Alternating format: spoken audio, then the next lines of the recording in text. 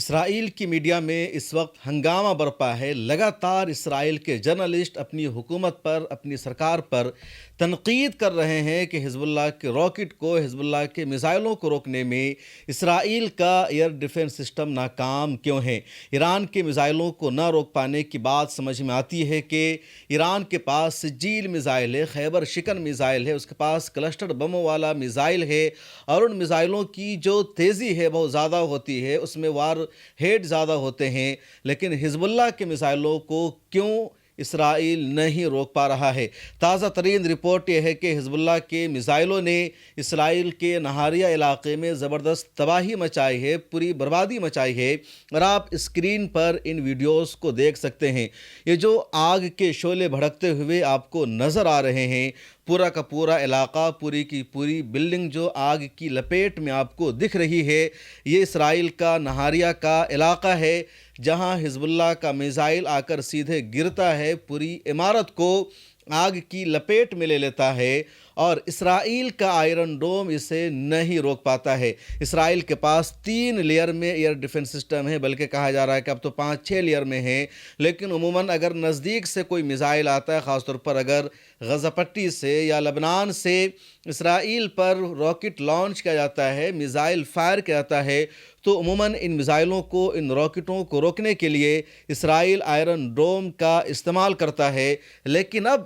اسرائیل کا Iron Dome لبنان سے آنے والے میزائلوں کو، راکٹوں کو روکنے میں لگاتار ناکام ہو چکا ہے، اور پچھلے دنوں امریکی میڈیا میں جو رپورٹ سامنے آئی تھی کہ اسرائیل کے پاس اب انٹرسیپٹر نہیں بچے ہیں، شارٹیج ہو گیا ہے انٹرسیپٹر کا، اور وہ بات سچ ثابت ہو رہی ہے۔ فوری طور پر اسرائیل کی میڈیا نے، یا کہہ لیجیے اسرائیل کی آرمی نے، اس خبر کو کنڈم کیا اور کہا کہ اسرائیل کے پاس انٹرسیپٹر کی کمی نہیں ہے، شارٹیج نہیں ہوا ہے، لیکن جس طرح اب حزب اللہ کے میزائلوں کو بھی روکنے میں لگاتار اسرائیل ناکام ہے، حزب اللہ کا میزائل ٹارگٹ کو ہٹ کر رہا ہے، نقصان پہنچا رہا ہے، اس سے صاف یہی لگ رہا ہے کہ انٹرسیپٹر کی شارٹیج ہے، کمی ہے، اور اب اسرائیل مزید میزائلوں کو روکنے کے قابل نہیں رہ گیا ہے۔ اسرائیل کے نہاریہ میں حزب اللہ نے میزائل سے جو حملہ کیا ہے، اس حملے میں ٹائمز آف اسرائیل کی رپورٹ کے مطابق 6 سے زیادہ اسرائیلی زخمی ہیں، اور کئی کو شدید چوٹیں آئی ہے، ان کو ہسپتال میں ایڈمٹ کیا گیا ہے، اور ان کی جو کنڈیشن ہے اچھی نہیں ہے، ہلاکت ہو سکتی ہے۔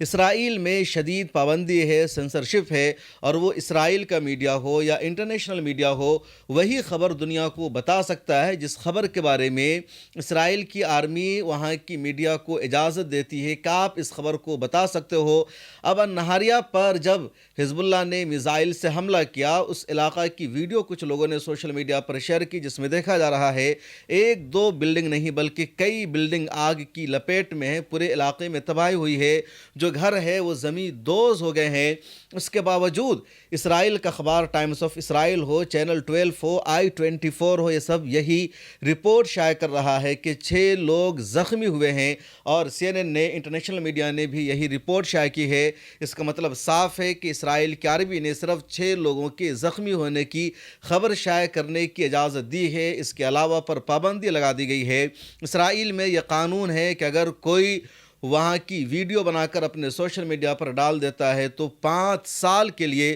اس کو جیل میں بھیج دیا جاتا ہے۔ انڈیا کے جو جرنلسٹ وہاں گئے ہوئے ہیں، ان کو تو کسی بھی جگہ جانے کی پرمیشن ہی نہیں ہے۔ جب حملے کے بعد 1 ہفتے کا، 10 دنوں کا وقت گزر جاتا ہے، تب انڈیا کے جرنلسٹ کو اس جگہ پر جانے کی اجازت دی جاتی ہے۔ شویتا سنگھ اس وقت اسرائیل میں موجود ہے، بھارت کے کچھ اور جرنلسٹ موجود ہیں، اور وہ دعویٰ کر رہے ہیں کہ وہ وار کی سرزمین سے رپورٹنگ کر رہے ہیں، گراؤنڈ زیرو پر موجود ہیں، لیکن سچائی یہ ہے کہ ان کو جنگ کی حالت میں وہاں پہنچنے سے روک دیا جاتا ہے۔ ایک اور خبر ہے، اور یہ خبر بھی اسرائیل کے لیے بہت زیادہ شوکنگ ہے۔ خبر یہ ہے کہ لبنان میں گراؤنڈ انویژن کے دوران حزب اللہ کے لڑاکوں سے اسرائیلی آرمی کو ہار کا سامنا کرنا پڑا ہے، اور حزب اللہ کے لڑاکوں نے اسرائیلی آرمی کو ہلاک کر دیا ہے۔ اس کے علاوہ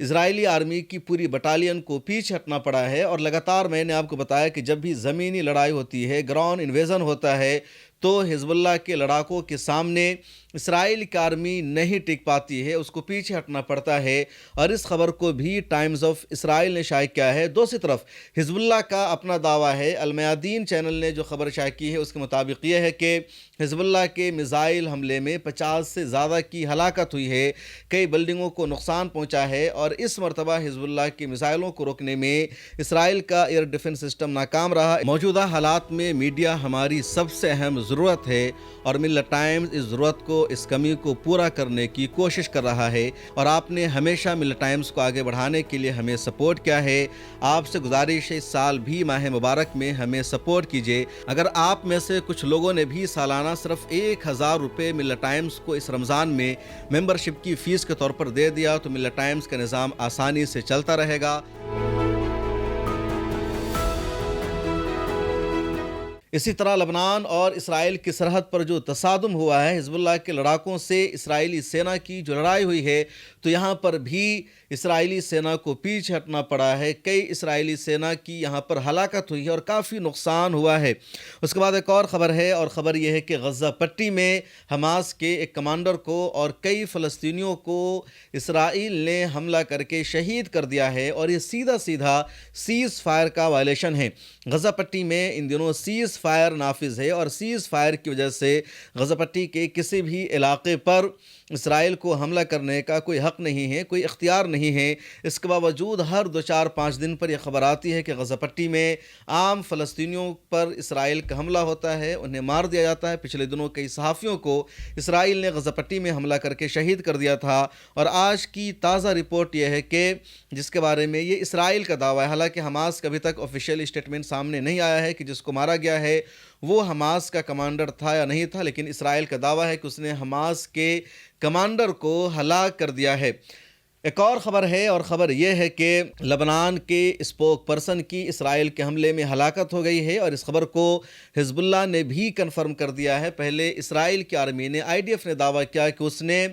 حزب اللہ کے اسپوک پرسن کو ہلاک کر دیا ہے، اور اس کے بعد حزب اللہ نے بھی اس خبر کو کنفرم کر دیا ہے۔ دوسری طرف لبنان کے مختلف علاقوں پر اسرائیل کا حملہ لگاتار جاری ہے۔ اسرائیل کی جو ایئر فورس ہے لگاتار رہائشی علاقوں کو تباہ کر رہی ہے، برباد کر رہی ہے، اور تقریباً 1 ملین سے زیادہ یعنی 10 لاکھ سے زیادہ لبنانی عوام بے گھر ہو چکی ہے، ڈسپلیس ہو چکی ہے۔ وہ اپنا علاقہ، اپنا گھر چھوڑ کر دیہاتوں میں دوسری جگہوں پر رہنے پر مجبور ہے، اور عام لوگوں کو لگاتار اسرائیل لبنان میں حملے کر کے مار رہا ہے۔ اسرائیل نے سال 2024 میں بھی یہ دعویٰ کیا تھا کہ اس نے حزب اللہ کی طاقت کو ختم کر دیا ہے، حزب اللہ کے پاس اب اسرائیل پر حملہ کرنے کی طاقت اور قوت نہیں رہی، اور 2024 میں بھی لگاتار بیروت کے مختلف علاقوں کو، الزاہیہ کے مختلف لوکیشن کو اسرائیل نے ہٹ کیا تھا، نشانہ بنایا تھا۔ اس مرتبہ پھر پوری قوت کے ساتھ اسرائیل لبنان پر، الزاہیہ پر اور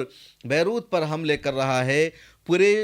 بیروت کو اسرائیل نے غزہ پٹی میں تبدیل کر دیا ہے۔ اس کے باوجود حزب اللہ کا حملہ اسرائیل پر ہو رہا ہے، بارڈر پر لگاتار حزب اللہ کے ہاتھوں اسرائیلی آرمی کو نقصان اٹھانا پڑ رہا ہے۔ حزب اللہ کے لڑاکوں نے اب تک 10 سے زیادہ اسرائیل کے مرکبہ ٹینک کو تباہ کر دیا ہے، ان کے بلڈوزر کو تباہ کر دیا ہے۔ اسرائیلی آرمی کی گاڑیوں پر حملہ کر کے ان گاڑیوں کو مکمل طور پر جلا دیا حزب اللہ نے حملہ کر کے، اور کہیں بھی یہ نہیں دیکھا جا رہا ہے کہ اسرائیل نے حملہ کر کے حزب اللہ کو ختم کر دیا ہے۔ حزب اللہ کو ختم کرنے کے نام پر اسرائیل دراصل عام شہریوں کو، عام لوگوں کو مار رہا ہے، اور اسرائیل کو شرم نہیں آ رہی۔ اسرائیل لگاتار بے شرمی کا مظاہرہ کر کے عام شہریوں کو لبنان میں قتل کر رہا ہے۔ اس ویڈیو میں اتنا ہی۔ آخر میں آپ کو بتانا ہے کہ ایک مشہور ایپ ہے جس کو اذان گرو کہا جاتا ہے، اس ایپ کے ذریعے آپ قرآن مجید کو پڑھ سکتے ہیں۔ اگر آپ قرآن مجید پڑھنا نہیں جانتے ہیں، اور بہت کم فیس میں یہاں کوئی بھی اس ایپ کے ذریعے قرآن مجید کو پڑھ سکتا ہے۔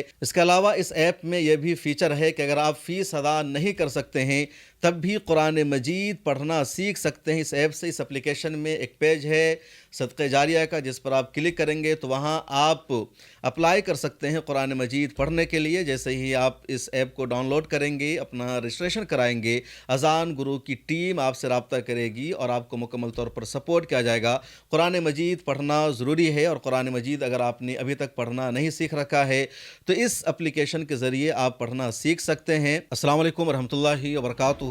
मौजूदा हालात में मीडिया हमारी सबसे अहम ज़रूरत है और मिल्लत टाइम्स इस ज़रूरत को, इस कमी को पूरा करने की कोशिश कर रहा है। पिछले 10 सालों से हर चैलेंज और मुश्किल का सामना करते हुए लगातार हम आपकी आवाज़ उठा रहे हैं, मीडिया के मैदान में काम कर रहे हैं और आपने हमेशा हमें सपोर्ट भी किया है। मिल्लत टाइम्स सिर्फ यूट्यूब चैनल का नाम नहीं है, बल्कि मिल्लत टाइम्स का अंग्रेज़ी डेस्क है, जहां अंग्रेज़ी में हम खबरें शाया करते हैं, सोशल मीडिया पर पोस्ट करते हैं। मिल्लत टाइम्स का हिंदी डेस्क है, मिल्लत टाइम्स का उर्दू और बंगला डेस्क भी है और 4 ज़ुबानों में हम वेबसाइट पर खबरें शाया करते हैं, सोशल मीडिया पर हम खबरें पोस्ट करते हैं। इसके अलावा यूट्यूब पर हम एक्सप्लेनर वीडियोस बनाते हैं, ग्राउंड पर जाकर रिपोर्ट करते हैं, इंटरव्यूज़ करते हैं, पॉडकास्ट करते हैं और मिल्लत टाइम्स ने अब डॉक्यूमेंट्री बनाना भी शुरू कर दिया है। इस साल हमने एक शानदार प्रोग्राम का इनेकाद भी किया। मिल्लत टाइम्स की ऑफिस है, मिल्लत टाइम्स का 20 लोगों का स्टाफ है। इसके अलावा भी मिल्लत टाइम्स के कई सारे अखराजात हैं, बहुत सारे एक्सपेंसेस हैं और आपने हमेशा मिल्लत टाइम्स को आगे बढ़ाने के लिए हमें सपोर्ट किया है।